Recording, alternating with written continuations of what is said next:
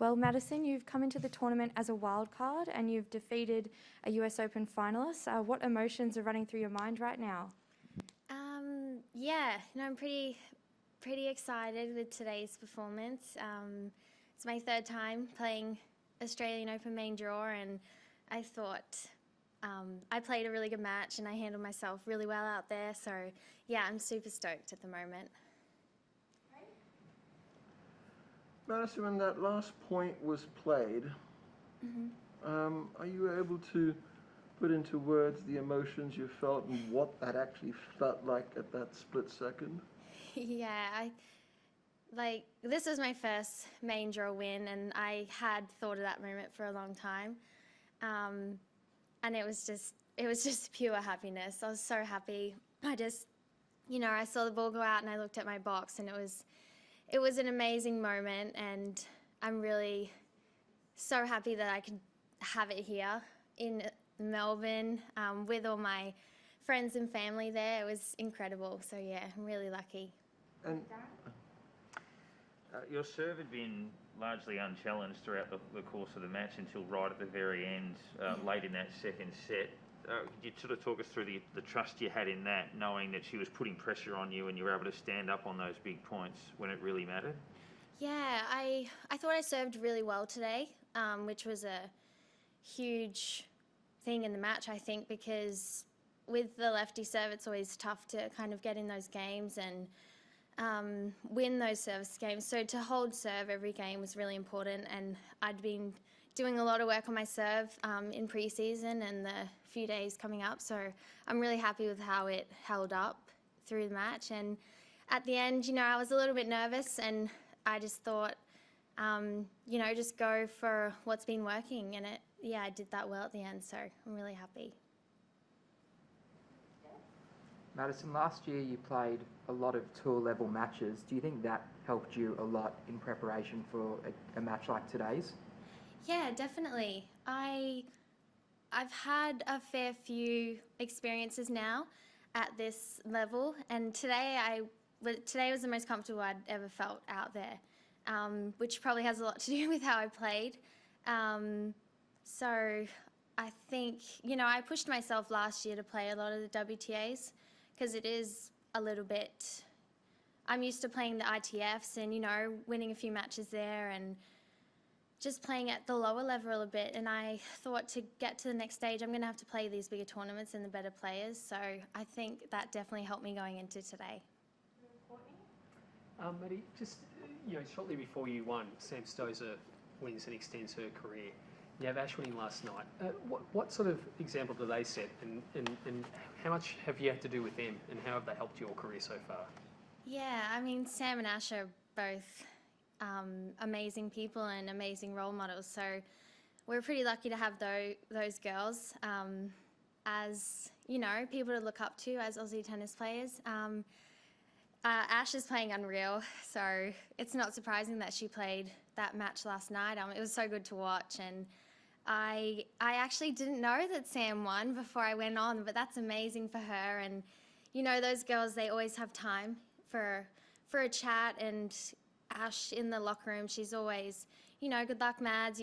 She's very supportive, which is so lovely, I think, and they're really great girls. Hi, Maddie. I've noticed you've actually played Fernandez a few times on the ITFs before. How much did you take out of those games going in today? Yeah, I think Layla and I played a few times. I think one was on clay, and I knew it was going to be a battle. And I know she's obviously, she was ranked 200 or 300 back then, and now she's 30 in the world, I think. So I knew it was going to be obviously a different Layla out there. But yeah, I just kind of stuck to what I've been working on and my game plan, and I executed it really well today, so it was good. Alison, you touched on the nerves aspect.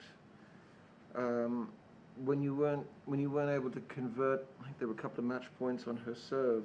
Yeah. Were you getting concerned at that stage because she did come right at you when you were serving for the match? How do you settle yourself in that situation? Yeah, I think going into the match, I wanted to stay in my own little bubble out there, and I just kept repeating that to myself. You know, just stay in this little bubble, and just trying not to think about the score. And today it really really worked, which was awesome. And I think, you know, she played really well at the end. I don't feel like I did too much wrong. So I just stayed really calm, and it worked out, which was great. Hopefully this is not the end of it, and there's a couple more possibly results. Yeah. But there's a fair amount of prize money involved as well. So for somebody like yourself, how important is that check going to be for your career for the next year? Yeah. It is. Honestly, prize money is something that I do think about, but I haven't thought about at all and I didn't think about it at all in today's match. But it is a lot of help. Now that I've turned 24, I'm still, you know, getting help from the federation. But once you turn 24, you have to find external help and coaches. So it's going to be a massive help for me this year financially, which is great because then I can, you know, not focus and stress too much about that and just focus on things on the court. So it's a huge help. And what about endorsement deals? Have you got anything with clothes and rackets? And I mean, I remember going back a few years, Casey was going to Kmart or Target or something to buy her clothes to be able to play. Yeah. I'm not suggesting that you're doing that, but do you have those sort of things as backing? Yeah, I mean, I'm really lucky. I've had the Lululemon as a clothing sponsor for a few years now, which has been amazing. And Wilson has been a really, really supportive company towards me since I was really young, about 15. So really lucky to have those two. We'll go to Courtney and then take the final question from Jed. Speaking to someone in WA a little earlier who I think they said they saw you win or playing in Geraldton many, many years ago. Does it feel like a world away from Geraldton to this moment right now? Yeah.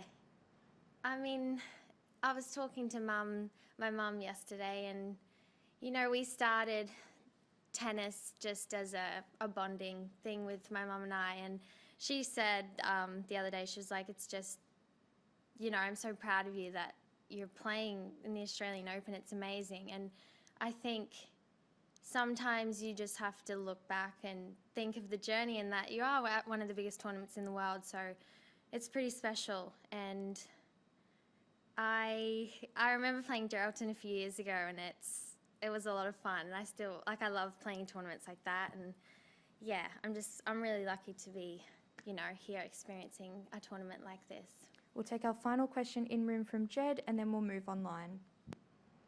Maddie, a match like today, does that change sort of the way you look at the year? Do you now go, all right, well, maybe I should just be playing fully on the WTA tour and maybe play less ITF matches? Does it change the way you look at your year?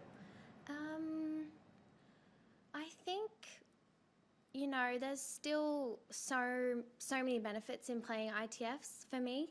I find that I'm playing my best tennis when I have a lot of matches under my belt.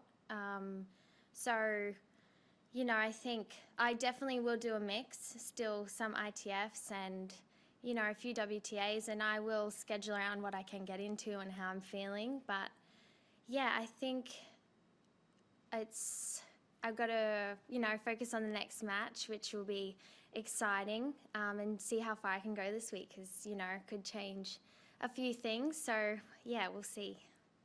Moving online now, we'll start with Associated Press, Howard. Hi. Hi.